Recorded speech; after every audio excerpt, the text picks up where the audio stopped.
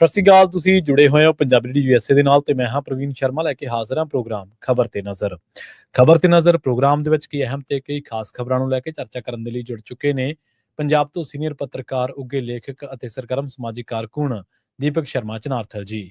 ਸ਼ਰਮੇ ਸਤਿ ਸ਼੍ਰੀ ਅਕਾਲ, ਸਵਾਗਤ ਹੈ ਜੀ। ਸਤਿ ਸ਼੍ਰੀ ਅਕਾਲ ਪ੍ਰਵੀਨ ਜੀ, ਸਾਰੇ ਦਰਸ਼ਕਾਂ ਨੂੰ ਸਰੋਤਿਆਂ ਨੂੰ ਪਿਆਰ ਭਰੀ ਸਤਿ ਸ਼੍ਰੀ ਅਕਾਲ। ਸਤਿ ਸ਼੍ਰੀ ਅਕਾਲ ਜੀ।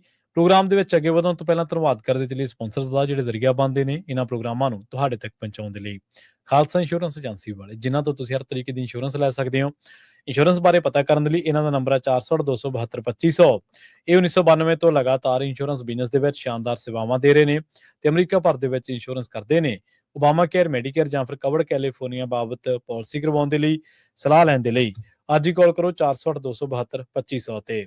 ਟਰਕੀਅਨ ਇਮੀਗ੍ਰੇਸ਼ਨ ਲਾਅ ਫਰਮ ਵਾਲੇ ਜੇ ਟਰਕੀਆਣਾ, ਟੋਰਨ ਟਰਕੀਆਣਾ ਦੇ ਨਾਲ ਤੁਸੀਂ US ਇਮੀਗ੍ਰੇਸ਼ਨ ਬਾਬਤ ਕੋਈ ਵੀ ਸਲਾਹ ਕਰਨੀ ਹੈ, ਕੋਈ ਵੀ ਸਵਾਲ ਪੁੱਛਣਾ ਤੇ ਇਹਨਾਂ ਦਾ ਨੰਬਰ ਹੈ 415 909 0503। Gurdeep Singh Birdi Clovis, Mandeep Singh San Jose, Onkar Singh Fresno, Gurnam Singh Antelope, Jarnail Singh Seattle, Mandeep Dhillon Yuba City ਤੇ ਲਾਲੀ ਸਿੰਘ ਗਰੇਵਾਲ ਫਰੀਮਾਉਂਟ ਤੋਂ।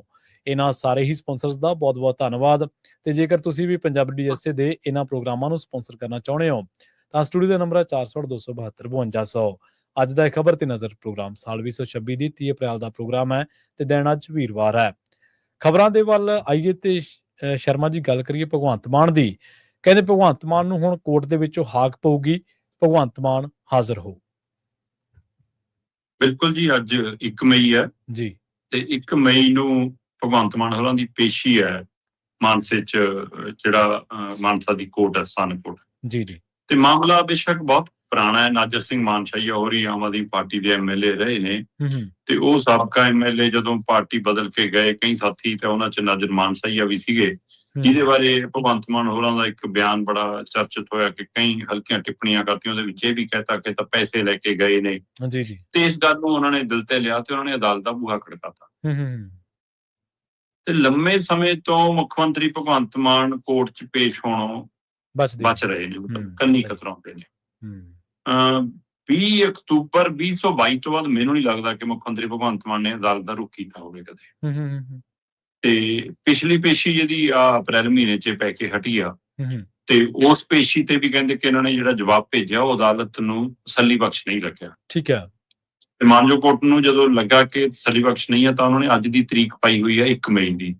ਤੇ 1 ਮਈ ਦੀ ਤਰੀਕ ਦੇ ਹਵਾਲਾ ਕਹਿੰਦੇ ਜਿਹੜਾ ਰੁਕਾ ਆਇਆ ਉਹ ਇਹ ਭੇਜ ਕੇ ਆਇਆ ਕਿ ਇਹ ਆਖਰੀ ਮੌਕਾ ਹੈ, ਆ ਜਾਓ, ਨਹੀਂ ਇਹ ਤੋਂ ਬਾਅਦ ਸਖਤ ਐਕਸ਼ਨ ਹੋਊਗਾ। ਹੁਣ ਸਖਤ ਐਕਸ਼ਨ ਕੀ, ਵਾਰੰਟ ਕੱਢੇ ਜਾ ਸਕਦੇ। ਸਹੀ ਹੈ। ਸੋ ਇਸ ਲਈ ਇਹ ਪਹਿਲੂ ਬਹੁਤ ਅਹਿਮ ਹੈ ਕਿ ਅੱਜ ਜਿਹੜਾ ਸੈਸ਼ਨ ਰੱਖਿਆ ਕਿਤੇ ਕਿ ਉਹ ਆਪਣੇ ਆਪ ਨੂੰ ਬਚਾਉਣ ਲਈ ਤਾਂ ਰੱਖਿਆ ਕਿ ਹੁਣ ਇਹ ਫਾਰਮੂਲਾ ਤਾਂ ਚੱਲ ਸਕਦਾ ਨਾ ਕਿ ਜੀ ਅੱਜ ਦਾ ਸੈਸ਼ਨ ਆ, ਮੈਂ ਮੁੱਖ ਮੰਤਰੀ ਜੀ, ਮੇਰੇ ਤਾਂ ਉੱਥੇ ਜਾਣਾ ਜ਼ਰੂਰੀ ਹੈ। ਪਰ ਹੁਣ ਇਹ ਦੇਖਣ ਵਾਲੀ ਗੱਲ ਹੋਏਗੀ ਕਿ ਹੁੰਦਾ ਕੀ ਹੈ ਉੱਥੇ। ਪਰ ਹਾਕ ਜ਼ਰੂਰ ਪੈਣੀ ਹੈ ਜੀ ਅੱਜ ਕਿ ਹਾਂ ਸਰਦਾਰ ਭਗਵੰਤ ਸਿੰਘ ਮਾਨ ਹਾਜ਼ਰ ਹੋ।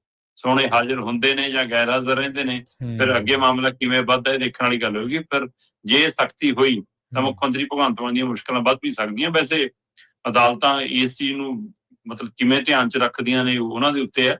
ਤੇ ਪਰ ਪਤਾ ਇਹ ਲੱਗ ਰਿਹਾ ਕਿ ਇੱਧਰ ਤਰੀਕਾਂ ਤੇ ਜਾਣ ਤੋਂ ਬਚਦੇ ਸੀ ਤੇ ਉੱਧਰ ਕਹਿੰਦੇ ਬੰਦੇ ਭੇਜ ਕੇ ਇਹ ਵੀ ਕਹਿੰਦੇ ਸੀ ਕਿ ਸਮਝੌਤਾ ਕਰ ਲਓ, ਛੱਡੋ ਹੁਣ।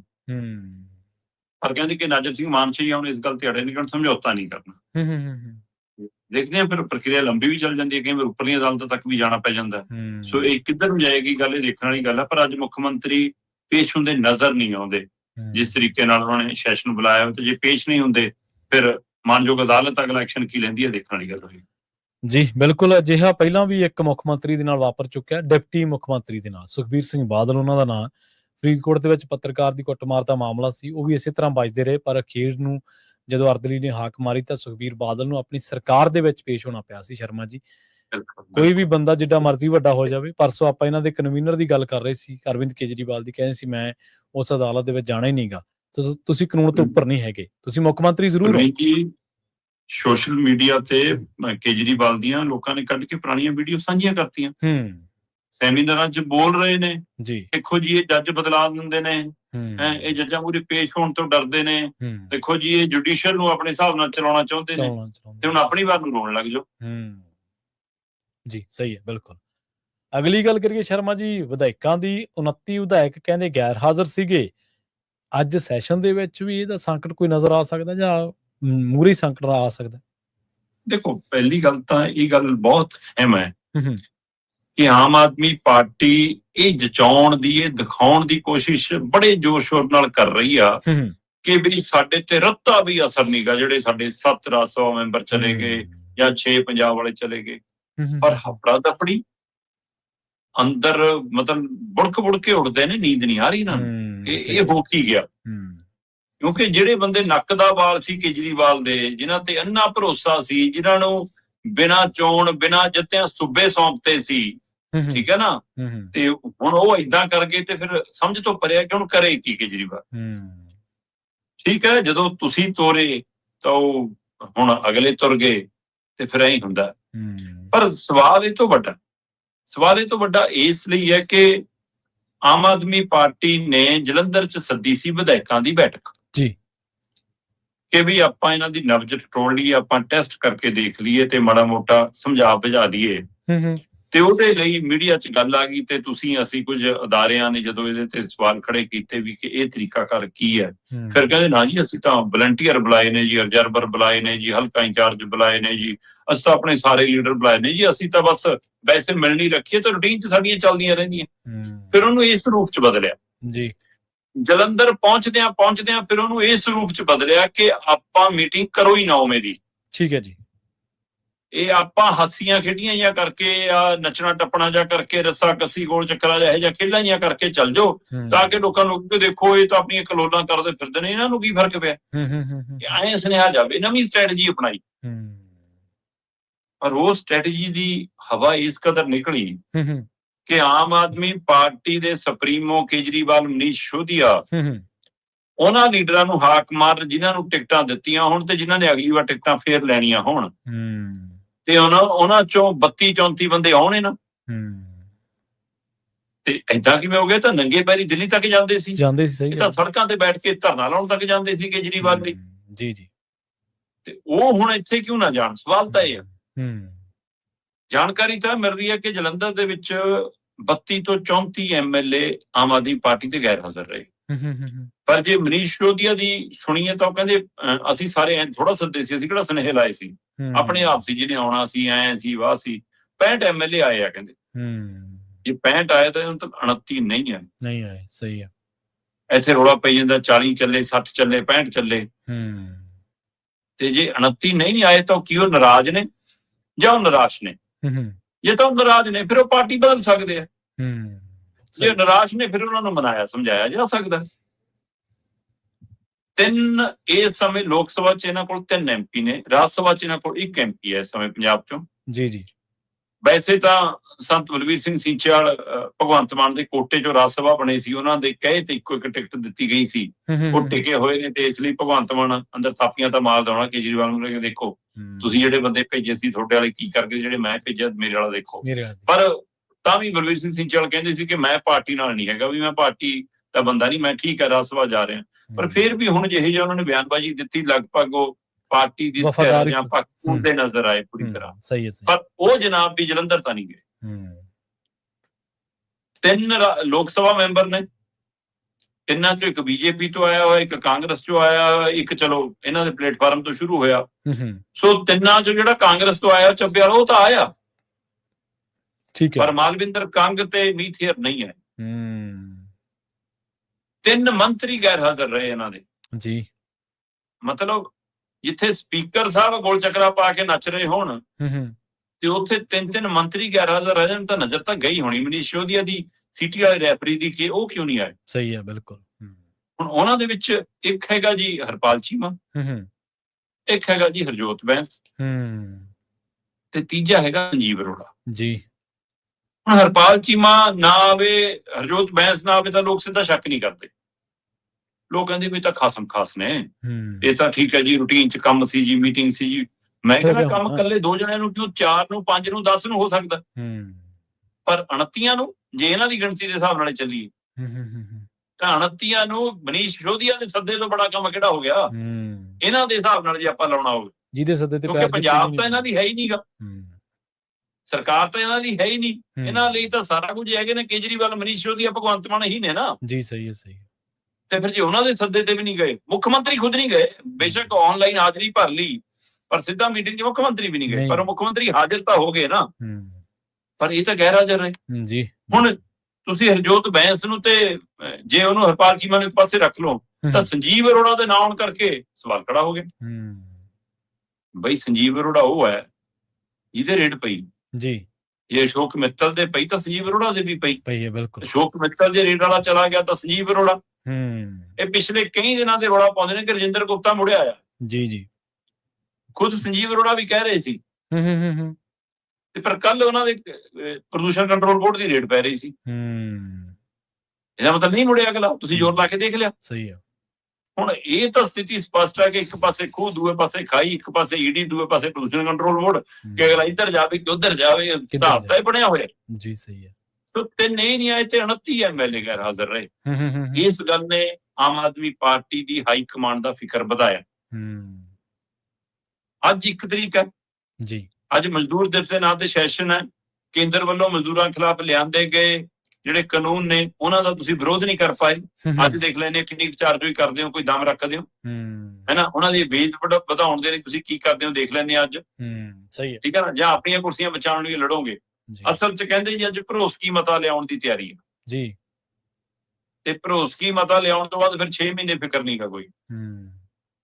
ਬਕਾਇਦਾ ਤੌਰ ਤੇ ਪ੍ਰਵੀਨ ਜੀ ਵਿਪ ਜਾਰੀ ਕੀਤਾ ਹੈ ਆਮ ਆਦਮੀ ਪਾਰਟੀ ਦੇ ਸਾਰੇ ਐਮਐਲਏ ਨੂੰ ਹਾਜ਼ਰ ਰਹਿਣ ਲਈ। ਦੇਖ ਲਓ, ਬੁਲਾ ਰਹੇ ਹੋ ਤੁਸੀਂ ਵਿਸ਼ੇਸ਼ ਸੈਸ਼ਨ ਮਜ਼ਦੂਰਾਂ ਦੇ ਨਾਂ ਤੇ ਜਾਰੀ ਕਰ ਰਹੇ ਹੋ। ਵਿਪ ਜਾਰੀ ਕਰਨ ਲਈ ਕੀ ਲੋੜ ਪੈ ਗਈ? ਦੇਖ ਲਓ। ਹਾਂਜੀ, ਮਤਲਬ ਤੁਹਾਨੂੰ ਡਰ ਲੱਗਦਾ ਕਿ ਸਾਡੀ ਗਿਣਤੀ ਥੁੱਟ ਜੂਗੀ, ਅੰਦਰੋਂ ਅਸੀਂ ਬਹੁਮਤ ਤੋਂ ਪਿੱਛੇ ਨਾ ਰਹਿ ਜਾਈਏ, ਕਿਤੇ ਪਰੇਡ ਕਰਾਉਣੀ ਨਾ ਪੈ ਜਾਵੇ। ਇਹ ਸਥਿਤੀ ਹੈ ਜੀ। ਸਹੀ ਹੈ। ਸਾਨੀ ਸਾਹਿਬ ਫਲਕਾਰੀ ਪਾ ਰਹੇ ਨੇ ਅਮਿਤ ਸ਼ਾਹ ਨੂੰ ਕੱਲ। ਮਤਲਬ ਅਗਲੇ ਨੇ ਦੱਸਤਾ ਕਿ ਮੈਂ ਤਾਂ ਹੁਣ ਬੀਜੇਪੀ 'ਚ ਹਾਂ। ਜਿਹੜੇ ਨਹੀਂ ਦਿਖੇ ਉਹ ਹੁਣ ਏਦਾਂ ਲਿਖ ਰਹੇ ਨੇ, ਰਜਿੰਦਰ ਗੁਪਤਾ ਤੁਸੀਂ ਰੇਡ ਮਾਰਤੀ ਹੈ ਨਾ। ਉਹ ਸਵਾਤੀ ਮਾਲੀਵਾਲ ਵੀ ਸ਼ਾਮਲ ਹੋਏ ਹੀ ਜਾ ਕੇ, 3 ਪਹਿਲਾਂ ਸ਼ਾਮਲ ਹੋ ਲਏ ਸੀ ਜੀ। ਹੈ ਇੱਧਰ ਮਤਲਬ ਕਿ ਜੇ ਤੁਸੀਂ ਗੱਲ ਕਰੋ ਕੁਲਤਾਰ ਸਿੰਘ ਸੰਧਵਾ ਕੇਜਰੀਵਾਲ ਦੀ ਚੌਂਕੀ ਭਰ ਕੇ ਆਏ ਨੇ ਕੱਲ। ਮਤਲਬ ਸੈਸ਼ਨ ਪੰਜਾਬ ਵਿਧਾਨ ਸਭਾ ਦਾ ਜਾਂਦੇ ਦਿੱਲੀ ਹੈ, ਤੁਸੀਂ ਟੀਕਾ ਲਵਾਉਣ ਉੱਥੇ ਜਾ ਰਹੇ। ਸਹੀ ਹੈ, ਬਿਲਕੁਲ। ਨੁਕਤਾ ਲੈਣ ਉੱਥੇ ਜਾ ਰਹੇ। ਮਤਲਬ ਇਹ ਹੁੰਦਾ ਨਾ ਜੀ ਕਿ ਮੈਂ ਜੀ ਆਇਆ ਮੱਥਾ ਟੇਕਣ, ਜੀ ਮੈਨੂੰ ਆਸ਼ੀਰਵਾਦ ਦੇ ਦਿਓ ਕਿ ਜੀ ਸਵੇਰੇ ਸਾਨੂੰ ਸਫਲਤਾ ਮਿਲ ਜਾਵੇ। ਉਹ ਆਸ਼ੀਰਵਾਦ ਲੈਣ ਗਏ ਸੀ ਕੇਜਰੀਵਾਲ ਜੀ। ਸਹੀ ਹੈ। ਜਾਂ ਇਹ ਕਹਿਣਗੇ ਸੀ ਕਿ ਦੇਖਿਓ ਜੀ ਬਾਕੀ ਤੁਹਾਡੇ 93 ਯਕੀਨ ਵਾਲੇ ਨਹੀਂ, ਸਭ ਤੋਂ ਵੱਧ ਮੈਂ ਯਕੀਨ ਵਾਲਾ। ਜੇ ਕੁਝ ਬਦਲੀ ਕਰਨੀ ਹੋ ਮੇਰੇ ਕੋਲ ਨਹੀਂ, ਦੇਖ ਲਓ। ਬਹੁਤ ਵਾਰ ਕੋਸ਼ਿਸ਼ ਹੋ ਲਈ ਕਿ ਮੈਨੂੰ ਮੁੱਖ ਮੰਤਰੀ ਦੀ ਕੁਰਸੀ ਮਿਲ ਜਾਏ, ਨਹੀਂ ਵਾਰੀ ਆ ਰਹੀ। ਸੋ ਫਿਰ ਉਹ ਯਕੀਨ ਦਿਵਾਉਣਗੇ ਸੀ ਕਿ ਮੈਂ ਹੀ ਸਭ ਤੋਂ ਖਾਸਮ ਖਾਸ, ਮੈਂ ਹੀ ਭਰੋਸੇਯੋਗ ਹਾਂ, ਮੈਂ ਹੀ ਸੱਚਾ ਸੇਵਕ ਹਾਂ ਜੀ ਤੁਹਾਡਾ, ਮੇਰੇ ਤੇ ਨਜ਼ਰ ਤਾਂ ਨਹੀਂ ਕਰ ਦੋ। ਜਾਂ ਅੱਜ ਦੇ ਲਈ ਕੋਈ ਨਵਾਂ ਫਰਮਾਨ ਆਇਆ ਉੱਥੋਂ ਜੀ। ਸੋ ਇਸ ਲਈ ਵਿਪ ਜਾਰੀ ਹੋਣ ਦਾ ਮਤਲਬ ਇਹਨਾਂ ਨੂੰ ਡਰ ਹੈਗਾ ਕਿ ਜਿਹੜੇ 29 ਉੱਥੇ ਨਹੀਂ ਆਏ ਕਿਤੇ ਇੱਥੇ ਵੀ ਨਾ ਆਉਣ, ਸਾਡੇ ਲਈ ਨਵਾਂ ਖਤਰਾ ਨਾ ਖੜਾ ਹੋ ਜਾਵੇ, 29 ਚੋਂ ਗਿਣਤੀ ਵਧਣ। ਮੈਂ ਕਹਿੰਦਾ ਕਿ ਇਹ ਐਮਐਲਏ ਉਹੀ ਜਿਹੀ ਸਥਿਤੀ 'ਚ ਨਹੀਂ ਹੈਗੇ ਜੀ ਕਿ ਹਾਂ ਇਹ ਆਪਣੀਆਂ ਕੁਰਸੀਆਂ ਛੱਡ ਕੇ ਕਿਸੇ ਪਾਸੇ ਚਲੇ ਜਾਣ। ਜਿਮਨੀ ਚੋਣ 'ਚ ਬੀਜੇਪੀ ਵੀ ਨਹੀਂ ਪੈਣਾ ਚਾਹੂਗੀ ਤੇ ਪੰਜਾਬ 'ਚ ਉਹਨੂੰ ਪਤਾ ਕਿ ਚੋਣਾਂ ਮੂਹਰੇ ਨੁਕਸਾਨ ਹੈ। ਰਾਸ਼ਟਰਪਤੀ ਰਾਜ ਦੀਆਂ ਗੱਲਾਂ ਚੱਲੀ ਜਾਂਦੀਆਂ, ਰੰਧਾਵਾ ਬੋਲੀ ਜਾਂਦੇ ਨੇ ਕੁਝ ਉਹੀ ਜੀ ਸੰਭਾਵਨਾ ਨਹੀਂ ਲੱਗਦੀ ਜੀ, ਕਿਉਂਕਿ ਬੀਜੇਪੀ ਨੂੰ ਬਾਜੀ ਪੁੱਠੀ ਪਊਗੀ। ਸਹੀ ਹੈ। ਪਰ ਇੰਨੀ ਸੱਚ ਹੈ ਕਿ ਜੇ ਬੀਜੇਪੀ ਨਾਲ ਲਿਜਾਣਾ ਚਾਹਵੇ ਤਾਂ ਇਹ ਤਾਂ ਉਹ ਫਿਲਮਾਂ 'ਚ ਸੀਨ ਹੁੰਦਾ ਨਾ ਕਿ ਉੱਪਰੋਂ ਹੈਲੀਕਾਪਟਰ ਤੋਂ ਫਿਰ ਉਹ ਪੌੜੀ ਜੀ ਸੱਟਦੇ ਨੇ ਤੇ ਫਿਰ ਉਹਨੂੰ 2 ਜਣੇ ਲੰਮਕ ਜਾਂਦੇ ਨੇ। ਇਹ ਤਾਂ 93 ਦੇ 93 ਲੰਮਕ ਜਾਣ, 94 ਦੇ 94 ਲੰਮਕ ਜਾਣ, ਜੇ ਅਗਲੇ ਪੌੜੀ ਸਿੱਟਣ। ਦਾ ਸਹੀ ਗੱਲ ਹੈ, ਬਿਲਕੁਲ ਜੀ। ਜੇ ਤੁਸੀਂ ਉਹ ਗੱਲ ਕਰ ਰਹੇ ਸੀ ਨਾ ਨਜ਼ਰਾਂ ਦੀ, ਦੇਖੋ ਜੇ ਬੰਦੇ ਦੇ ਮਨ 'ਚ ਕਾਣ ਹੋਵੇ ਤਾਂ ਨਜ਼ਰਾਂ ਚਰਾਉਂਦਾ, ਤੇ ਜਦੋਂ ਕੋਈ ਗਾਉਂ ਹੋਵੇ ਤਾਂ ਨਜ਼ਰਾਂ 'ਚ ਆਉਂਦਾ। ਇਹ ਸਪੀਕਰ ਸਾਹਿਬ ਦੂਜੀ ਕੈਟਾਗਰੀ ਦੇ ਵਿੱਚ ਡਿੱਗਦੇ ਨੇ। ਅਗਲੀ ਗੱਲ ਕਰ ਲਈਏ ਇਹਨਾਂ ਦੀ ਇੱਕ ਸਤਾਰੇ ਦੀ, ਜਿਹਨੂੰ ਬੜਾ ਹੁੱਬ ਕੇ ਭੇਜਿਆ ਸੀ ਰਾਜ ਸਭਾ, ਤੇ ਅੱਜ ਕੱਲ ਉਹ ਹਾਈ ਕੋਰਟ ਪਹੁੰਚ ਗਏ ਨੇ, ਕਿਸੇ ਹੋਰ ਦੇ ਖਿਲਾਫ ਨਹੀਂ, ਇਹਨਾਂ ਦੇ ਖਿਲਾਫ। ਹਰਭਜਨ ਸਿੰਘ ਭੱਜੀ ਕਰੈਕਟਰ ਜੀ। ਦੇਖੋ ਇਹ ਵੀ ਹੁਣ ਤੁਸੀਂ ਕਹੋ ਨਾ ਕਿ ਅਗਲੇ ਨੇ ਵੀ ਸਾਬਤ ਕਰਤਾ ਨਾ ਕਿ ਮੈਂ ਤਾਂ ਬੀਜੇਪੀ 'ਚ ਹੁਣ। ਸਹੀ ਹੈ। ਵੈਸੇ ਇਹ ਗੱਲਾਂ ਉਹਨਾਂ ਨੂੰ ਸਾਬਤ ਨਹੀਂ ਕਰਨੀਆਂ ਪਈਆਂ, ਸਾਬਤ ਆਮ ਆਦਮੀ ਪਾਰਟੀ ਨੇ ਕੀਤਾ। ਰਜਿੰਦਰ ਗੁਪਤਾ ਬਾਰੇ ਨਾਲ ਰੌਲਾ ਪਾਇਆ ਕਿ ਉਹ ਵਾਪਸ ਮੁੜਿਆ ਜੀ, ਉਹ ਨਹੀਂ ਗਿਆ ਜੀ। ਰੇਡ ਕਰਾ ਕੇ ਵੀ ਸਾਬਤ ਕਰਤਾ ਕਿ ਉਹ ਤੁਹਾਡੀ ਨਹੀਂ ਮੰਨ ਰਿਹਾ ਗਿਆ। ਸਹੀ ਹੈ। ਘਰਾਂ ਤੇ ਗਦਾਰ ਲਿਖ ਕੇ ਤੁਸੀਂ ਆਪ ਸਾਬਤ ਕੀਤਾ ਕਿ ਉਹ ਸਾਡੇ ਨਹੀਂ ਰਹੇ, ਹੈ ਨਾ। ਮਤਲਬ ਤੁਸੀਂ ਕਿਸੇ ਨੂੰ ਲੈ ਕੇ ਆਵੋ ਤਾਂ ਉਹ ਤੁਹਾਡੇ ਹਵਾਲੇ ਨਾਲ ਸਮਝਦਾਰ ਬੰਦਾ, ਤੇ ਦੂਜਾ ਕੋਈ ਕਿਸੇ ਦੂਜੀ ਪਾਰਟੀ ਜਾਵੇ ਤਾਂ ਫਿਰ ਉਹ ਗਦਾਰ। ਮਤਲਬ ਬੀਜੇਪੀ ਕੋਈ ਪੰਜਾਬ ਦਾ ਭਲਾ ਕਰਨ ਨਹੀਂ ਆ ਰਹੀ। ਸਭ ਨੂੰ ਪਤਾ ਹੈ ਕਿ ਉਹਦਾ ਤਰੀਕਾਕਾਰ ਕੀ ਹੈ, ਕਿਹੋ ਜਿਹੀ ਹੈ ਨਾ, ਮਤਲਬ ਉਹਦੀ ਨੀਤੀ ਹੈ, ਕਿਹੋ ਜਿਹਾ ਉਹਦਾ ਸਿਧਾਂਤ ਹੈ। ਪਰ ਉਹਦੇ ਬਾਵਜੂਦ ਵੀ ਅਗਲੇ ਡੰਡੇ ਜ਼ੋਰ ਤੇ ਲੈ ਕੇ ਜਾ ਰਹੇ ਨੇ। ਕਿਉਂ ਲੈ ਕੇ ਜਾ ਰਹੇ ਨੇ? ਕਿਉਂਕਿ ਤੁਹਾਡੇ ਕੋਲ ਵਿਚਾਰਧਾਰਕ ਬੰਦੇ ਨਹੀਂ ਸੀ, ਤੁਹਾਡੇ ਕੋਲ ਕੋਈ ਸਿਧਾਂਤ ਨਹੀਂ ਹੈ। ਤੁਸੀਂ ਜਗਾੜੂ ਰਾਜਨੀਤੀ ਕਰਨ ਆਏ ਸੀ, ਤੇ ਜਗਾੜੂ ਰਾਜਨੀਤੀ ਤੁਸੀਂ ਇਹੋ ਜਿਹੇ ਹੀਰੇ ਲੱਭੇ ਹੈ ਨਾ, ਜਿਨ੍ਹਾਂ ਦਾ ਕੰਮ ਹੈ ਵਪਾਰ ਕਰਨਾ, ਫਿਰ ਅਗਲੇ ਸੌਦਾ ਕਰ ਗਏ। ਸਹੀ ਗੱਲ, ਬਿਲਕੁਲ। ਹੁਣ ਤੁਸੀਂ ਫੇਰ ਸਾਬਤ ਕੀਤਾ ਇਸ ਗੱਲ ਨਾਲ ਕਿ ਉਹਦੀ ਸਿਕਿਉਰਿਟੀ ਹਟਾ ਜੀ ਸਾਰਾ ਕੁਝ, ਇਹਦੇ ਨਾਲ ਹੋ ਗਿਆ ਕਿ ਹਾਂ ਤੁਹਾਡਾ ਨਹੀਂ ਹੈ ਅਗਲਾ। ਪਰ ਸਵਾਲ ਵੱਡਾ ਇਹ ਆ ਕਿ ਸਿਕਿਉਰਿਟੀ ਦੀ ਭੁੱਖ ਕੈਸੀ ਆ ਸਾਡੇ ਲੋਕਾਂ ਦੇ ਮਨਾਂ 'ਚ। ਜੀ ਜੀ, ਸਹੀ ਆ। ਇੱਥੋਂ ਵਿਦੇਸ਼ਾਂ ਤੋਂ ਆਪਣੇ ਕਈ ਸਾਥੀ ਆਉਂਦੇ ਨੇ, ਉੱਥੇ ਚਾਹੇ ਸਵੇਰੇ ਝੋਲਾ ਚੱਕ ਕੇ ਕੋਈ ਕਿਰਤ ਕਰਨ ਜਾਂਦੇ ਹੋਣ, ਕਿਰਤ ਕਿਸੇ ਤਰ੍ਹਾਂ ਦੀ ਮਾੜੀ ਨਹੀਂ ਹੁੰਦੀ। ਸਹੀ ਹੈ, ਬਿਲਕੁਲ। ਪਰ ਇੱਥੇ ਆ ਕੇ ਤੁਸੀਂ ਆਪਣੇ ਆਪ ਨੂੰ ਇਹ ਦਿਖਾਓ ਕਿ ਉੱਥੇ ਤਾਂ ਮੇਰੇ ਅੰਡਰ ਇੰਨਾ ਬੰਦਾ ਕੰਮ ਕਰਦਾ, ਮੈਂ ਤਾਂ ਮਾਲਕ ਹਾਂ ਜੀ, ਮੈਂ ਉੱਥੋਂ ਬੈਠ ਕੇ ਪੰਜਾਬ ਦੀ ਰਾਜਨੀਤੀ ਚਲਾਉਣਾ ਜੀ। ਤੇ ਪਹਿਲਾਂ ਆਉਂਦੇ ਹੀ ਜੀ ਆਪਣੇ ਕਿਸੇ ਸਰਕਾਰੀ ਉੱਚ ਅਹੁਦੇ ਵਾਲੇ ਨੂੰ, ਕਿਸੇ ਸਰਕਾਰ 'ਚ ਹੱਥ ਪੈਂਦਾ, ਉਹਨੂੰ ਕਹਿ ਕੇ ਥਾਣੇ ਜਾਂਦੇ ਹੋ ਤੇ 2 ਬੰਦੇ ਸਿਕਿਉਰਿਟੀ ਵਾਲੇ ਨਾਲ ਲੈ ਕੇ ਪਿੰਡ ਜਾਂਦੇ ਹੋ। ਇਹ ਦਿਖਾਵਾ ਹੈ ਨਾ। ਤੇ ਉਹ ਉਦਾਹਰਨਾਂ ਦਿੰਦੇ ਹਾਂ ਅਸੀਂ ਬਾਹਰਲੇ ਮੁਲਕ ਦੀਆਂ ਕਿ ਉੱਥੇ ਤਾਂ ਹੈ ਨਹੀਂ ਜੀ।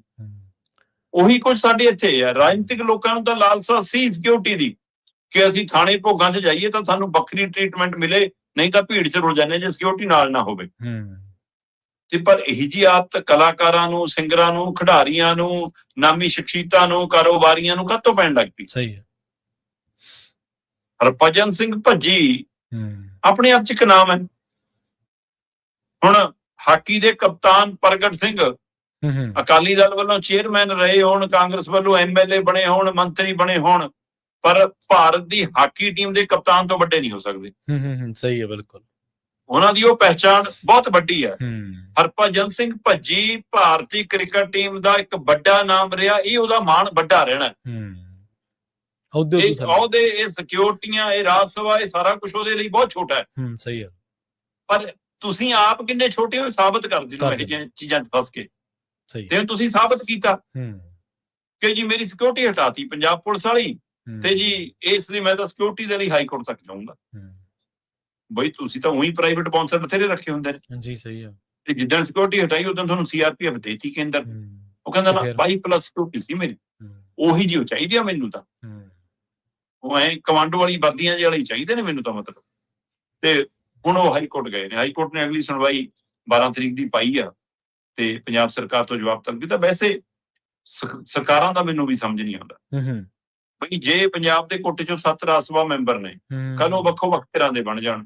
ਪੰਜਾਬ 'ਚ 13 ਲੋਕ ਸਭਾ ਮੈਂਬਰ ਨੇ, ਵੱਖੋ ਵੱਖ ਧਿਰਾਂ ਦੇ ਬਣ ਜਾਣ, ਤਾਂ ਪੰਜਾਬ ਸਰਕਾਰ ਦੀ ਜ਼ਿੰਮੇਵਾਰੀ ਤਾਂ 13 ਲੋਕ ਸਭਾ ਮੈਂਬਰਾਂ ਦੀ ਸੁਰੱਖਿਆ ਲਈ ਹੈ ਨਾ। 7 ਰਾਜ ਸਭਾ ਮੈਂਬਰਾਂ ਦੇ ਲਈ ਆ, ਸਵਾਲ ਪਾਰਟੀ ਦਾ ਥੋੜਾ। ਮਤਲਬ ਤੁਹਾਡੇ ਨਾਲ ਤਾਂ ਉਹਨੂੰ ਖਤਰਾ ਹੈ, ਤੁਹਾਡੇ ਨਾਲ ਨਹੀਂ ਤਾਂ ਫਿਰ ਢੱਠੀ ਪੁੱਛ ਜਾਵੇ। ਸੋ ਦੋਏ ਧਿਰਾਂ ਕਿਤੇ ਨਾ ਕਿਤੇ ਆਪਣੇ ਆਪ ਦੇ ਵਿੱਚ ਗਲਤ ਟਰੈਕ ਤੇ ਨਜ਼ਰ ਆਉਂਦੀਆਂ ਨੇ। ਇੱਕ ਪਾਸੇ ਇੱਛਾ VIP ਪਣਾ ਦਿਖਾਉਣ ਦੀ, ਤੇ ਦੂਏ ਪਾਸੇ ਨਿੱਜ ਪ੍ਰਸਤੀ ਦੀ, ਨਿੱਜ ਪਾਲਣ ਦੀ। ਉਹਦੇ ਵਿੱਚੋਂ ਹੁਣ ਦੇਖਦੇ ਆ ਭੱਜੀ ਨੇ ਹਾਈ ਕੋਰਟ ਜਾ ਕੇ ਰੋਕੀ ਤਾਂ ਠੀਕ ਆ, ਅਦਾਲਤੀ ਪ੍ਰਕਿਰਿਆ, ਕਾਗਜ਼ੀ ਪ੍ਰਕਿਰਿਆ ਤਹਿਤ ਹੋ ਸਕਦਾ ਸਿਕਿਉਰਿਟੀ ਬਹਾਲ ਹੋ ਜਾਵੇ, ਮਿਲ ਜਾਵੇ, ਵੱਖਰਾ ਸਵਾਲ ਹੈ। ਪਰ ਇਹਦੇ ਵਿੱਚੋਂ ਵੱਡਾ ਨਹੀਂ ਹੋ ਰਿਹਾ ਕੋਈ ਵੀ ਤਾਂ। ਜੀ ਬਿਲਕੁਲ ਸਹੀ ਆ। ਹੁਣ ਤਾਂ ਜਿਹੜੇ ਮਾੜੇ ਮੋਟੇ ਚੇਲੇ ਚੱਲ ਰਹੇ ਜੀ, ਪਿੰਡ ਦੇ ਵਿੱਚ ਪੁੱਛਿਆ ਪੱਛਾ ਦੇਣ ਵਾਲਾ ਦਾ ਕੰਮ ਕਰਦੇ, ਇਹ ਸਿਕਿਉਰਿਟੀ ਲਈ ਫਿਰਦੇ ਜੀ। ਟੈਕਸ ਪੇਅਰਸ ਨੂੰ ਗੋਲੀਆਂ ਮਾਰ ਰਹੇ ਨੇ, ਫਰੋਤੀਆਂ ਮੰਗ ਰਹੇ ਨੇ ਬਦਮਾਸ਼, ਤੇ ਜਿਹੜੇ ਵਿਹਲੜ ਨੇ ਉਹ ਖਜ਼ਾਨੇ ਤੇ ਬੋਝ ਬਣੇ ਫਿਰਦੇ ਨੇ। ਇਹਨਾਂ ਦੀ ਕੀ ਦੇਣਾ? ਖਿਡਾਰੀ ਤੇ ਚਲੋ ਫਿਰ ਵੀ ਸਮਾਜ ਦੇ ਲਈ ਦੇਣਾ ਕੋਈ। ਪੁੱਛੋ ਨਾ, ਭਗਵੰਤ ਮਾਨ ਉਹਨੇ ਤਾਂ ਇਹੀ ਕਹਿ ਕੇ ਆਏ ਸੀ ਨਾ ਕਿ ਅਸੀਂ VIP ਪਣਾ ਖਤਮ ਕਰਾਂਗੇ। ਠੀਕ ਹੈ ਨਾ। ਪੰਜਾਬ ਦੇ ਚੌਪਰ 'ਚ ਕੇਜਰੀਵਾਲ ਨੂੰ ਉਡਾਉਂਦੇ ਹੋ ਤੁਸੀਂ, ਉਹਨਾਂ ਨੂੰ ਇੱਥੇ ਗੱਡੀਆਂ, ਕੋਠੀਆਂ, ਸਿਕਿਉਰਿਟੀ ਸਾਰਾ ਕੁਝ ਦਿੱਤਾ ਵਾ ਦਿੱਲੀ ਦੇ ਲਾਣੇ ਬਾਣੇ ਨੂੰ, ਤੇ ਤੁਸੀਂ ਆਪ 32 42 ਕਾਰਾਂ ਲੈ ਕੇ ਘੁੰਮਦੇ ਹੋ, ਹੈ ਨਾ। ਘਰਾਂ ਦੇ ਬਾਹਰ ਵੀ ਸਿਕਿਉਰਿਟੀ, ਸਾਰਾ ਕੁਝ। ਉਹ ਪੁਲਿਸ ਥਾਣਿਆਂ 'ਚ ਲਾਓ ਨਾ। ਸਹੀ ਹੈ, ਬਿਲਕੁਲ। ਉਹ ਲਾਓ। ਪੰਜਾਬ ਦੇ ਵਿੱਚ ਜਿਹੜੀਆਂ ਲਗਾਤਾਰ ਘਟਨਾਵਾਂ ਵਾਪਰੀਆਂ, ਰੁਕ ਕਿਉਂ ਨਹੀਂ ਰਹੀਆਂ? ਉੱਥੇ ਲਈ ਤੁਹਾਡੀ ਕੋਈ ਨਜ਼ਰਸਾਨੀ ਨਹੀਂ। ਨਾ, ਉੱਥੇ ਲਈ ਨਹੀਂ। ਉਹ VIP ਪਣਾ, ਜਿੱਥੇ ਲੋੜ ਹੈ ਸਿਕਿਉਰਿਟੀ ਉੱਥੇ ਦੇ ਦਿਓ। ਉਹ ਘਟਨਾਵਾਂ ਕਿਉਂ ਵਾਪਰੀਆਂ ਉਹਨਾਂ ਦੀ ਅਜੇ ਤੱਕ ਕੋਈ ਤੁਹਾਡੇ ਕੋਲ ਪਤਾ ਨਹੀਂ, ਚਾਹੇ ਮੂਸੇ ਵਾਲਾ, ਚਾਹੇ ਅੰਬੀਆ, ਚਾਹੇ ਕਿੰਨੀ ਘਟਨਾਵਾਂ ਵਾਪਰੀਆਂ। ਬਿਲਕੁਲ ਸਹੀ। ਜੀ ਜੀ। ਅਗਲੀ ਗੱਲ ਕਰੀਏ ਬੇਅਦਬੀ ਰੋਕੂ ਕਾਨੂੰਨ ਦੀ ਜੀ। ਇਹਨੂੰ ਈਸਾਈ ਭਾਈਚਾਰੇ ਨੇ ਚੈਲੰਜ ਕਰਤਾ ਜੀ। ਪ੍ਰਵੀਨ ਜੀ, ਜਿਸ ਦਿਨ ਦਾ ਇਹ ਕਾਨੂੰਨ ਹੋਂਦ 'ਚ ਆਇਆ, ਹਾਂਜੀ, ਕਾਨੂੰਨ ਬਣਨ ਤੋਂ ਬਾਅਦ ਕਈ ਧਿਰਾਂ ਵੱਖ-ਵੱਖ ਰਾਏ ਲੈ ਕੇ ਇਹਦੇ ਉੱਤੇ ਆਪੋ ਆਪਣਾ ਮੰਥਨ ਕਰਦੀ। ਸਹੀ ਹੈ। ਦੇਖੋ, ਜਦੋਂ ਇਹ ਬੇਅਦਬੀ ਕਾਨੂੰਨ ਦਾ ਸੋਧ ਵਾਲਾ ਮਾਮਲਾ ਸਾਹਮਣੇ ਆਇਆ ਸੀ ਤਾਂ ਸਪਸ਼ਟ ਸੀਗਾ ਕਿ 2008 ਵਾਲੇ ਕਾਨੂੰਨ ਦੇ ਵਿੱਚ ਸੋਧ ਕਰਨ ਜਾ ਰਹੇ ਨੇ। ਤੇ 2008 ਵਾਲਾ ਕਾਨੂੰਨ ਜਗਤ ਸ੍ਰੀ ਗੁਰੂ ਗ੍ਰੰਥ ਸਾਹਿਬ ਸਤਕਾਰ ਸੋਧ ਬਿੱਲ ਹੈ ਨਾ, ਉਹਨੂੰ ਲਿਆ ਕੇ ਇਹਨਾਂ ਨੇ ਮਤਲਬ 2026 ਦਾ ਐਕਟ ਬਣਾਇਆ। ਜੀ। ਹੁਣ ਤਾਂ ਸਪਸ਼ਟ ਸੀਗਾ ਕਿ ਸ਼੍ਰੀ ਗੁਰੂ ਗ੍ਰੰਥ ਸਾਹਿਬ ਦੇ ਨਾਲ ਸੰਬੰਧਿਤ ਹੈ ਇਹ। ਹੂੰ। ਸੋ ਉਸ ਦੇ ਲਈ ਸ਼੍ਰੋਮਣੀ ਕਮੇਟੀ ਨੇ ਬਹੁਤ ਕਿਹਾ ਜੀ ਸਾਨੂੰ ਖਰੜਾ ਦਿਖਾ ਦਿਓ, ਉਹਨਾਂ ਨੇ ਉਹਨਾਂ ਨੂੰ ਖਰੜਾ ਵੀ ਨਹੀਂ ਦਿਖਾਇਆ। ਹੂੰ। ਕਾਨੂੰਨ ਬਣ ਗਿਆ, ਨੋਟੀਫਿਕੇਸ਼ਨ ਹੋ ਗਿਆ, ਲਾਗੂ ਵਾਲੀ ਪ੍ਰਕਿਰਿਆ ਚ ਆ ਗਿਆ, ਤੇ ਸ਼੍ਰੋਮਣੀ ਕਮੇਟੀ ਜੇ ਉਹਨਾਂ ਨੂੰ ਲੱਗਦਾ ਸੀਗਾ ਵੀ ਕਿ ਇਹ ਕਾਨੂੰਨ ਸਿੱਖ ਕੌਮ ਦੇ ਅਨੁਸਾਰ, ਸਿੱਖ ਧਰਮ ਦੇ ਅਨੁਸਾਰ, ਸਿੱਖ ਮਰਿਆਦਾ ਦੇ ਅਨੁਸਾਰ ਸਹੀ ਨਹੀਂ ਹੈਗਾ, ਤਾਂ ਫਿਰ ਖੁੱਲ ਕੇ ਸਵਾਲ ਕਰਦੇ ਨਾ। ਜੀ ਸਹੀ ਹੈ। ਫਿਰ ਦਵੀ ਜੀ ਬਾਅਦ ਚ ਮੈਂ ਸਵਾਗਤ ਵੀ ਕਰਦਾ ਜੀ, ਵੈਸੇ ਵਿਚਾਰ ਲੈਣਾ ਚਾਹੀਦਾ ਜੀ, ਧਾਮੀ ਜੀ ਐਂ ਜੀ ਕਹਿ ਕੇ ਸਰ ਗਏ, ਕਿਉਂਕਿ ਤੁਹਾਨੂੰ ਕੌਮ ਦਾ ਸਿਧਾਂਤ ਦਾ ਨਹੀਂ ਚਿੰਤਾ, ਤੁਹਾਨੂੰ ਸੁਖਬੀਰ ਬਾਦਲ ਦੀ ਵੋਟ ਤੇ ਅਸਰ ਕਿੰਨਾ ਪੈਣਾ ਇਹਦੀ ਚਿੰਤਾ। ਸਹੀ ਹੈ। ਜਾਂ ਤਾਂ ਤੁਸੀਂ ਠੋਕ ਕੇ ਕਹੋ ਕਿ ਅਜਿਹੇ ਕਾਨੂੰਨ ਦੀ ਲੋੜ ਸੀ ਵੀ ਕਿ ਘਟਨਾਵਾਂ ਵਾਪਰਦੀਆਂ ਰਹਿੰਦੀਆਂ ਨੇ ਤੇ ਉਹ ਰੁਕਦੀਆਂ ਨਹੀਂ, ਇਸ ਲਈ ਇਹ ਸਖਤ ਸਜ਼ਾ ਦੇ ਨਾਲ ਬੇਦਬੇ ਰੁਕ ਜਾਣਗੀਆਂ। ਜਾਂ ਕਹੋ ਕਿ ਜੀ ਇਹ ਤਾਂ ਕੱਲ ਨੂੰ ਸਾਡੀ ਦਾੜੀ ਪੱਟਣਗੇ ਜੀ, ਇਹ ਤਾਂ ਘਰਾਂ 'ਚ ਕਿਸੇ ਨੂੰ ਵੀ ਪੁਲਿਸ ਜਾਂਚ ਕਰ ਲਿਆ ਕਰੂਗੀ, ਇਹਦੇ ਨਾਲ ਤਾਂ ਧੱਕਾ ਵੀ ਹੋ ਸਕਦਾ ਜੀ, ਵਧੀਕੀ ਵੀ ਹੋ ਸਕਦੀ ਹੈ ਜੀ, ਸਰਕਾਰੀ ਹੱਥ ਚਲਾ ਕੇ ਕੋਈ ਤਰੀਕਾ ਤਾਂ ਸਪਸ਼ਟ ਅਪਣਾਓ ਨਾ। ਸਹੀ ਹੈ। ਤੁਸੀਂ ਤਾਂ ਉਹ ਤੋਂ ਲਾਂਭੇ ਹੋਗੇ ਤੇ ਆਪੇ ਫਿਰ ਜਥੇਦਾਰ ਗਿਆਨੀ ਕੁਲਦੀਪ ਸਿੰਘ ਗੜਗੱਜ ਨੂੰ ਕਹਿੰਦੇ ਚੋਬਾ ਮਾਰੀ ਗਏ ਕਿ ਬੁਲਾਓ ਜੀ ਮੀਟਿੰਗ, ਤੁਸੀਂ ਬੁਲਾਓ ਜੀ ਕੁਛ। ਜੀ। ਹੁਣ ਜਥੇਦਾਰ ਗਿਆਨੀ ਕੁਲਦੀਪ ਸਿੰਘ ਗੜਗੱਜ ਹੋਰਾਂ ਨੇ ਮੀਟਿੰਗ ਬੁਲਾ ਲਈ ਜੀ। ਠੀਕ ਹੈ। ਹੁਣ ਇੱਕ ਪਾਸੇ ਤਾਂ ਪੰਥਕ ਧਿਰ ਜਿਹੜੀ ਇਸ ਬੇਅਦਬੀ ਰੋਕੋ ਕਾਨੂੰਨ ਦੇ ਹਵਾਲੇ ਨਾਲ ਮੁੜ ਮੰਥਨ ਕਰਨ ਜਾ ਰਹੀ ਹੈ। ਹੁਣ ਉਹਦੇ ਵਿੱਚੋਂ ਕੀ ਮੰਥਨ ਚੋਂ ਇਹ ਕਹੇਗੀ ਕਿ ਬਿਲਕੁਲ ਸਾਨੂੰ ਮਨਜ਼ੂਰ ਹੈ ਜੀ, ਜਾਂ ਉਹ ਕਹੇਗੀ ਬਿਲਕੁਲ ਅਸੀਂ ਖਾਰਜ ਕਰਦੇ ਹਾਂ ਜੀ, ਜਾਂ ਉਹ ਕਹਿਣਗੇ ਕਿ ਨਾ ਅਸੀਂ ਖਾਰਜ ਕਰਦੇ ਹਾਂ ਨਾ ਮਨਜ਼ੂਰ ਕਰਦੇ ਹਾਂ, ਸਾਡੇ ਆਹ ਨੁਕਤੇ ਨੇ ਜੀ, ਇਹਦੀ ਤਸੱਲੀ ਕਰਾ ਦਿਓ ਜਾਂ ਇਹਦੀ ਸੋਧ ਕਰ ਦਿਓ, ਫਿਰ ਸੈਟਿੰਗ ਕੀ ਆਊਗਾ ਉਹ ਮੀਟਿੰਗ 'ਚ ਦੇਖਣ ਵਾਲੀ ਗੱਲ ਆ। ਸੋ ਇੱਕ ਪਾਸੇ ਤਾਂ ਪੰਥਕ ਧਿਰ ਵਾਲੀ ਲਾਈਨ ਹੋ ਗਈ ਜੀ, ਦੂਸਰੇ ਪਾਸੇ ਸਮਾਜਿਕ ਤਾਣਾ ਬਾਣਾ, ਉਹਦੇ ਵਿੱਚੋਂ ਇੱਕ ਵਿਅਕਤੀ ਚਲਾ ਗਿਆ ਸਿਮਰਨਜੀਤ ਸਿੰਘ ਨਾਂ ਦਾ ਜਲੰਧਰ ਤੋਂ, ਉਹਨੇ ਪਟੀਸ਼ਨ ਪਾਤੀ। ਹੁਣ ਉਸ ਪਟੀਸ਼ਨ ਦੇ ਸਾਹਮਣੇ ਆ ਕੇ ਖੜੇ ਹੋ ਗਏ ਐਡਵੋਕੇਟ ਜਨਰਲ ਸਾਹਿਬ, ਕਹਿੰਦੇ ਜੀ ਇਹ ਬੰਦਾ ਤਾਂ ਜੀ ਨਗੂਣਾ ਹੈ ਜੀ, ਇਹ ਤਾਂ ਪਾਉਣ ਦਾ ਹੱਕ ਹੀ ਨਹੀਂ ਰੱਖਦਾ ਜੀ, ਇਹ ਤਾਂ 30 ਦਿਨ ਇਹੋ ਜਿਹੀਆਂ ਪਟੀਸ਼ਨਾਂ ਪਾਉਂਦਾ ਰਹਿੰਦਾ ਜੀ, ਇਹਦਾ ਤਾਂ ਲਾਇਸੈਂਸ ਰੱਦ ਹੈ ਜੀ, ਇਹ ਤਾਂ ਜੀ ਆਹ ਚੈੱਕ ਕਰੋ ਜੀ, ਇਹਨੇ ਆਹ ਲੁਕੋਇਆ ਜੀ ਉਹ ਲੁਕੋਇਆ। ਇਹ ਕੋਈ ਲੌਜਿਕ ਹੈ?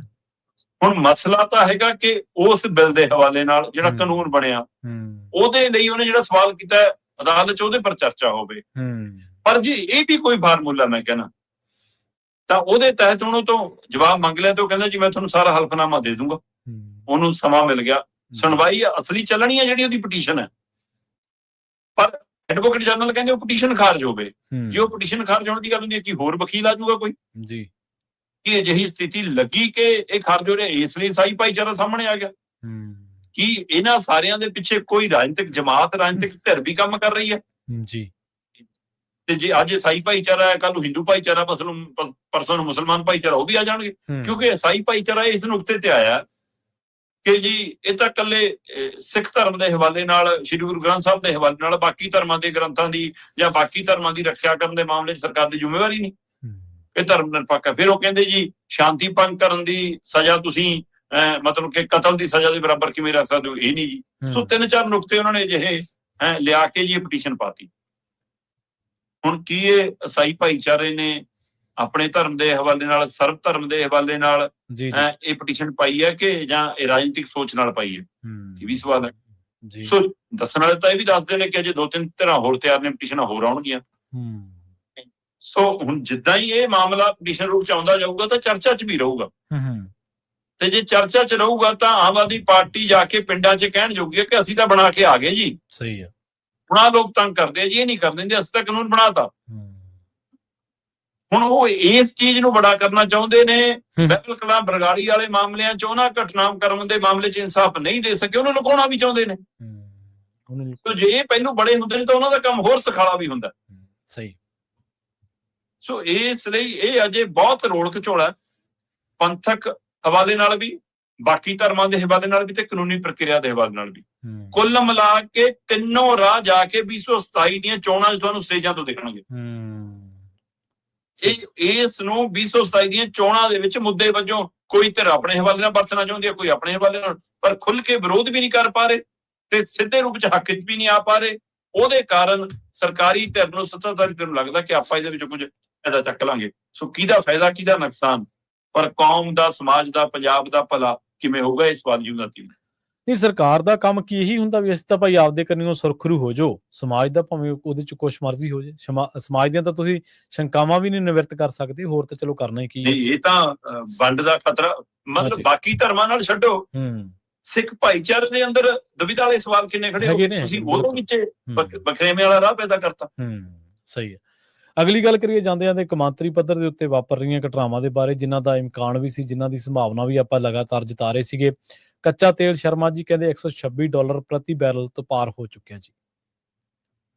ਪ੍ਰਵੀਨ ਜੀ, ਸਾਡੇ ਕੱਲ ਕੁਝ ਫਲਾਈਟਸ ਰੁਕੀਆਂ, ਜੀ ਆਪਾਂ ਜ਼ਿਕਰ ਕਰ ਰਹੇ ਸੀਗੇ। ਹਾਂਜੀ ਕੱਲ ਹਾਦਸਾ ਸੀਗਾ, ਕੱਲ ਕੁਝ ਫਲਾਈਟਸ, ਲੋਕਲ ਫਲਾਈਟਸ ਰੱਦ ਹੋਈਆਂ ਵੱਡੀ ਗਿਣਤੀ ਦੇ ਵਿੱਚ। ਬੇਸ਼ੱਕ ਉਹ 'ਚ ਬਹਾਨੇ ਕੁਝ ਹੋਰ ਘੜੇਗੇ, ਪਰ ਇਹਦਾ ਹੀ ਹੱਕ ਮੰਨਿਆ ਜਾ ਰਿਹਾ ਕਿ ਉਹਨਾਂ ਨੂੰ ਲੱਗਦਾ ਸਾਡੀ ਪੜਾਈ ਜਿਹੜੀ ਸੀਗੀ, ਅਸੀਂ ਕਮਾਈ ਖਾਂਦੇ ਸੀ, ਉਹਦੇ ਅਸਰ ਪੈ ਰਿਹਾ। ਸਹੀ ਹੈ। ਹੁਣ ਕੱਚੇ ਤੇਲ ਦੀਆਂ ਕੀਮਤਾਂ ਕੱਲ ਇੱਕ ਵਾਰ $125 ਤੋਂ ਉੱਪਰ $126 ਦੇ ਤੱਕ ਗਈਆਂ। ਬੇਸ਼ੱਕ ਉਹ ਕੁਝ ਪਲਾਂ ਲਈ ਗਈਆਂ, ਫਿਰ ਥੱਲੇ ਆਈਆਂ, ਪਰ ਇਹ ਅਸਰ ਇਹਦਾ ਮਤਲਬ ਸਪਸ਼ਟ ਰੂਪ ਸਾਹਮਣੇ ਹੈ ਕਿ ਕਿਸ ਕਦਰ ਸਾਡੇ ਤੇ ਮਾਰ ਪੈ ਰਹੀ ਹੈ। ਹੁਣ ਇਸ ਨੂੰ ਲੈ ਕੇ ਕੰਪਨੀਆਂ ਚੀਕ ਰਹੀਆਂ ਜੀ। ਮਤਲਬ ਮੈਂ ਜੇ ਤੇਲ ਕੰਪਨੀਆਂ ਦੀ ਗੱਲ ਕਰਾਂ, ਕੱਚੇ ਤੇਲ ਦੀਆਂ ਕੀਮਤ ਦੇ ਮਾਮਲੇ 'ਚ ਤਾਂ ਕੋਵਿਡ ਦੇ ਦਿਨਾਂ 'ਚ 2025-26 ਦੇ ਵਿੱਚ ਹਰ ਰੋਜ਼ 116 ਕਰੋੜ ਰੁਪਇਆ ਮੁਨਾਫਾ ਕਮਾਇਆ। ਤੁਸੀਂ ਇੱਥੋਂ ਅੰਦਾਜ਼ਾ ਲਾ ਲਓ, ਮਤਲਬ ਇਹਨਾਂ ਕੰਪਨੀਆਂ ਨੇ ਜੀ। ਤੇ ਹੁਣ ਜੇ ਗੱਲ ਕਰੀਏ ਤਾਂ ਹੁਣ ਮਾੜਾ ਜਿਹਾ ਵੀ ਜਦੋਂ ਫਿਕਰ ਆਉਂਦਾ ਤਾਂ ਲੋਕਾਂ ਦੇ ਬੋਝ ਪੈ ਜਾਵੇ ਜੀ, ਕੀਮਤ ਵਧਾ ਲਓ ਜੀ ਉਹਦੀ, ਫਿਰ ਉਸ ਪਾਸੇ ਨੂੰ ਜਾਂਦੀ ਹੈ। ਇੱਧਰ ਜੰਗ ਵਾਲੀ ਸਥਿਤੀ ਤਨਾਲੀ ਬਣਦੀ ਜਾ ਰਹੀ ਹੈ। ਕਹਿੰਦੇ ਜੀ ਕਿ ਡਾਇਰੈਕਟ ਗੱਲ ਕਰਨ ਦੀ ਪ੍ਰਕਿਰਿਆ ਆ ਗਈ ਹੈ, ਉਹ ਚੰਗੀ ਸੰਭਾਵਨਾ ਵੀ ਜੇ ਸਿੱਧੀ ਗੱਲ ਹੋ ਜਾਵੇ। ਕਹਿੰਦੇ ਵਿਚੋਲੇ ਨੂੰ ਪਰੇ ਕੀਤਾ ਜਾ ਰਿਹਾ ਪਾਕਿਸਤਾਨ ਨੂੰ ਕਿ ਈਰਾਨ ਤੇ ਅਮਰੀਕਾ ਸਿੱਧੀ ਗੱਲ ਕਰ ਲੂਗਾ, ਤੇ ਪਰ ਈਰਾਨ ਨਾਲ ਇਹ ਵੀ ਕਹਿ ਰਿਹਾ ਕਿ ਅਸੀਂ ਹੋਰਮੁਰਜ਼ ਬਿਨਾਂ ਸ਼ਰਤੋਂ ਵੀ ਖੋਲਣ ਨੂੰ ਤਿਆਰ ਆ, ਪਰ ਪਹਿਲਾਂ ਤੁਸੀਂ ਇੱਥੋਂ ਪਰੇ ਹੋਵੋ, ਤੇ ਪਰ ਪਰਮਾਣੂ ਤੇ ਮਿਜ਼ਾਈਲ ਸਮਰੱਥਾ ਅਸੀਂ ਆਪਣੀ ਜਾਰੀ ਰੱਖਾਂਗੇ, ਉਹਦੇ ਤੇ ਅਸੀਂ ਉਹ ਗੱਲ ਨਹੀਂ ਕਰਾਂਗੇ। ਪ੍ਰੋਗਰਾਮ ਜਾਰੀ ਪਹਿਲਾਂ ਤਾਂ ਇਹ ਸੀਗਾ ਕਿ ਤੀਏ ਨੁਕਤੇ ਤੇ ਗੱਲ ਕਰਾਂਗੇ ਕਿ ਪਹਿਲਾਂ ਆਪਾਂ ਇਹ ਗਾਰੰਟੀ ਕਰੋ ਕਿ ਹਮਲਾ ਨਹੀਂ ਹੋਊਗਾ, ਦੂਆ ਗਾਰੰਟੀ ਕਰੋ ਹੋਰਮੁਰਜ਼ ਖੋਲਦੇ ਆ, ਫਿਰ ਜਦੋਂ ਇਹ ਦੋ ਸਥਿਤੀਆਂ ਹੋ ਗਈਆਂ ਫਿਰ ਤੀਜੀ ਆਪਾਂ ਪਰਮਾਣੂ ਤੇ ਉਹਦੇ ਤੇ ਸਾਰੇ ਤੇ ਗੱਲ ਕਰਾਂਗੇ। ਪਰ ਹੁਣ ਈਰਾਨ ਨੇ ਸਪਸ਼ਟ ਰੂਪ 'ਚ ਮੁਸਤਫਾ ਨੇ ਕਹਿਤਾ ਕਿ ਅਸੀਂ ਕਿਸੇ ਤੇ ਵੀ ਗੱਲ ਨਹੀਂ ਕਰਨੀ। ਸੋ ਇਸ ਚੀਜ਼ ਨੇ ਈਰਾਨ ਦੇ ਸੁਪਰੀਮ ਆਗੂ ਦਾ ਲਿਖਤੀ ਬਿਆਨ ਹੈ ਜਿਹੜਾ ਉੱਥੋਂ ਦੇ ਸਰਕਾਰੀ ਟੈਲੀਵਿਜ਼ਨ ਤੇ ਨਸ਼ਰ ਕੀਤਾ ਗਿਆ, ਜਿਹਨੇ ਇਸ ਤਰੀਕਾਕਾਰ ਨਾਲ ਸਾਹਮਣੇ ਸਪਸ਼ਟਤਾ ਲਿਆ ਦਿੱਤੀ ਹੈ। ਸੋ ਇਸ ਲਈ ਇਹ ਚਿੰਤਾ, ਇਹਦਾ ਮਤਲਬ ਫਿਰ ਉਧਰ ਨੂੰ ਵੱਧਦੀ ਦਿਖ ਰਹੀ ਹੈ ਕਿ ਕਿਤੇ ਅਸੀਂ ਮੁੜ ਕੇ ਜੰਗ ਵਾਲੀ ਸਥਿਤੀ ਵੱਲ ਨੂੰ ਤਾਂ ਨਹੀਂ ਵੱਜਾਂਗੇ, ਕਿਉਂਕਿ ਉਹ ਟਰੰਪ ਦੀਆਂ ਕੱਲ ਦੀਆਂ ਫੋਟੋਆਂ, ਉਹ ਹਥਿਆਰ ਜਾ ਲੈ ਕੇ ਜੀ ਤੂਫਾਨ ਆਉਣ ਵਾਲਾ ਹੈ ਜੀ, ਇਹ ਹੈ, ਉਹਨੇ ਚਿੰਤਾ ਵਧਾਈ ਹੋਈ ਹੈ। ਸੋ ਪਰ ਹੁਣ ਵਿਚੋਲਗੀ ਤੋਂ ਪਾਕਿਸਤਾਨ ਬਾਹਰ ਹੋ ਗਿਆ, ਕੀ ਕਿਸੇ ਹੋਰ ਨੂੰ ਵਿਚੋਲਾ ਬਣਾਉਣਗੇ ਕਿ ਸਿੱਧੀ ਗੱਲਬਾਤ ਰਾਹੀਂ ਦੋਈ ਤਰ੍ਹਾਂ ਕਹਿੰਦੇ ਫੋਨ ਤੇ ਗੱਲ ਕਰ ਰਹੀਆਂ ਨੇ। ਸੋ ਇਹ ਸਿੱਧੀ ਗੱਲਬਾਤ ਤੋਂ ਬਾਅਦ ਇੱਕ ਉਮੀਦ ਜ਼ਰੂਰ ਜਾਗੀ ਹੈ ਕਿ ਸ਼ਾਇਦ ਗੱਲ ਨੇੜੇ ਲੱਗ ਜਾਵੇ, ਸਪਸ਼ਟ ਹੋ ਜਾਵੇ। ਪਰ ਈਰਾਨ ਦਾ ਜਿਹੜਾ ਰੁਖ ਹੈ, ਕੀ ਉਸ ਰੁਖ ਦੇ ਉੱਤੇ ਅਮਰੀਕਾ ਮੰਨਣ ਲਈ ਜਾਂ ਟਰੰਪ ਮੰਨਣ ਲਈ ਤਿਆਰ ਹੋਏਗਾ? ਕਿਉਂਕਿ ਟਰੰਪ ਦੇ ਲਈ ਲਗਾਤਾਰ ਚੁਣੌਤੀਆਂ ਆਪਣੇ ਮੁਲਕ 'ਚ ਵਧ ਰਹੀਆਂ। ਕੱਲ ਮੈਂ ਦੇਖ ਰਿਹਾ ਸੀਗਾ ਕਿ $25 ਅਰਬ ਤੱਕ ਦਾ ਖਰਚੇ ਦਾ ਹਿਸਾਬ ਸ਼ਾਇਦ ਸਾਹਮਣੇ ਰਹਿੰਦਾ ਕਿ ਇੰਨਾ ਖਰਚਾ ਅਸੀਂ ਹੁਣ ਤੱਕ ਕਰ ਚੁੱਕੇ ਹਾਂ। ਸੋ ਉਹਦੇ ਨਾਲ ਵੀ ਫਿਰ ਅਮਰੀਕਾ ਦੀ ਜਨਤਾ ਨੇ ਸੋਚਣਾ ਨਾ ਕਿ ਇਹ ਸਾਡਾ ਹੱਕ ਨਹੀਂ ਖਤਮ ਕੀਤਾ, ਇਹੀ ਕੰਮ ਪਹਿਲਾਂ ਅਮਰੀਕਾ ਤੇ ਲੱਗਣਾ ਸੀਗਾ। ਸੋ ਇਸ ਲਈ ਉਹ ਲੋਕਾਂ ਜਿਹੜਾ ਰੋਸਾ ਪਨਪ ਰਿਹਾ, ਉਹਨੂੰ ਦੇਖਦੇ ਹਾਂ ਕਿ ਟਰੰਪ ਪਿੱਛੇ ਪੈਰ ਖਿੱਚੇਗਾ, ਇਹ ਵੀ ਦੇਖਣ ਵਾਲੀ ਗੱਲ। ਸਥਿਤੀ ਅਜੇ ਤਣਾਅ ਵਾਲੀ ਵੀ ਹੈ, ਪਰ ਥੋੜੀ ਅੱਗੇ ਵੱਧਦੀ ਵੀ ਦਿਖਦੀ ਹੈ ਕਿ ਸੁਖਾਵੇਂ ਪਾਸੇ ਨੂੰ ਸ਼ਾਇਦ ਜਾਵੇਗਾ। ਪਰ ਦੁਨੀਆ ਦੇ ਵਿੱਚ ਤੇ ਅਮਰੀਕਾ ਦੇ ਵਿੱਚ ਇਹ ਵੀ ਚਰਚਾ ਚੱਲੀ ਹੈ ਨਾ ਸ਼ਰਮਾ ਜੀ, ਨਾਲੋਂ ਨਾਲ ਕਿ ਨੈਗੋਸ਼ੀਏਸ਼ਨਸ ਦੇ ਵਿੱਚ ਪਹਿਲਾਂ ਜਿਹੜਾ ਈਰਾਨ ਹਰ ਗੱਲ ਨੂੰ ਹਾਮੀ ਭਰ ਰਿਹਾ ਸੀਗਾ, ਉਹ ਹੁਣ ਆਪਣੀਆਂ ਸ਼ਰਤਾਂ ਤੇ ਅੜਨ ਲੱਗ ਪਿਆ। ਇਹਦਾ ਮਤਲਬ ਹੈ ਕਿ ਉਹਨਾਂ ਨੂੰ ਮਹਿਸੂਸ ਹੋ ਰਿਹਾ ਕਿ ਲੋਕ ਸਾਡੇ ਨਾਲ ਨੇ, ਜਾਂ ਅਮਰੀਕਾ ਦਾ ਜੋ ਪੋਜੀਸ਼ਨ ਹੈ ਜਾਂ ਅਮਰੀਕਾ ਦਾ ਜੋ ਸਟੈਂਸ ਹੈ ਵੀ ਉਹ ਡਗਮਗਾ ਰਿਹਾ। ਤਾਂ ਇਹਦਾ ਮਤਲਬ ਨੈਗੋਸ਼ੀਏਸ਼ਨ ਦੇ ਵਿੱਚ ਜੋ ਉੱਪਰ ਆਉਂਦੇ ਨੇ ਤਾਂ ਕੱਲ ਨੂੰ ਸੰਭਾਵਨਾ ਇਹ ਵੀ ਹੈ ਵੀ ਆਪਣੇ ਮੁਤਾਬਕ ਉਹ ਸ਼ਰਤਾਂ ਦੇ ਤਹਿਤ ਜਿਹੜੀ ਡੀਲ ਆ ਉਹ ਸਾਈਨ ਕਰ ਰਹੇ ਜਾਂ ਕਿਸੇ ਸਮਝੌਤੇ ਤੇ ਪਹੁੰਚ ਜਾਣ। ਬਿਲਕੁਲ ਜੀ।